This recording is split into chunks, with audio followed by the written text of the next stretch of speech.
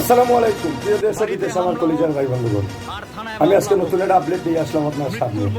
আপনারা দেখেন, মায়ের মাথার ঘাম খাইয়ে ফেলে টাকা পয়সা আমরা রুজি করি।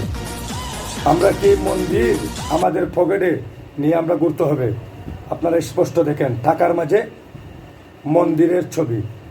এই জন্য আমি বলি সুৎকুরি নুস, তার সাথে আমরা মাথাও ঠিক হয় না, তার মাথার মাঝে ইমেন্সেস নেই।